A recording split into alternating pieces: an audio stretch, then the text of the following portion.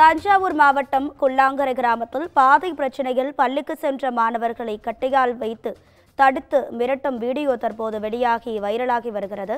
பல ஆண்டுகளாக பட்டியலின மக்கள் பயன்படுத்தி வந்த பாதையை தனிநபர் ஆக்கிரமித்துள்ளதாகவும் தெரிகிறது.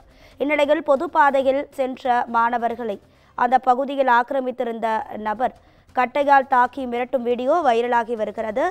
இது குறித்தான கூடுதல் தகவல்களை தருவதற்காக நமது செய்தியாளர் சரவணன் இருக்கிறார் இணைப்பில். சரவணன், உங்க விரிவான தகவல்.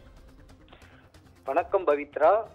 தஞ்சையில் பாதை பிரச்சனையால் பள்ளிக்கு செல்லும் மாணவ மாணவிகளை கட்டைகளாக கொண்டு தடுத்து கம்பிகளை கொண்டு விரட்டும் வீடியோ சமூக வலைதளங்களில் வைரலாகி வருகின்றன.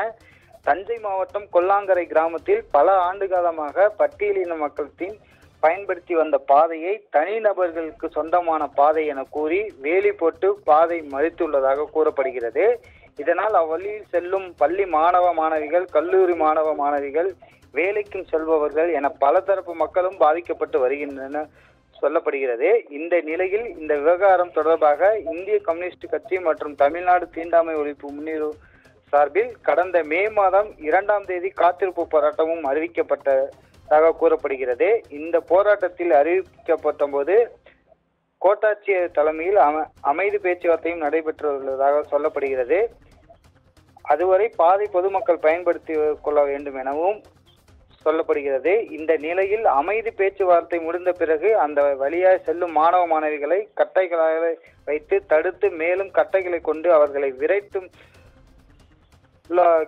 இந்த வீடியோ தற்போது சமூக வலைத்தளங்களில் வைரலாக வருகிறது. இந்த நிலையில் சம்பந்தப்பட்ட நில பிரச்சனை தொடர்பாக உரிய பேச்சுவார்த்தை நடத்தி இரு தரப்பு மக்களுக்கும் சமூக தீர்வை ஏற்படுத்தி தர வேண்டும் என சமூக ஆர்வலர்கள் கோரிக்கையும் வைத்திருக்கின்றனர். இதேபோல் பொதுமக்களும் பள்ளி மாணவ மாணவிகள் பெற்றோர்களும் கோரிக்கை வைக்கின்றனர்.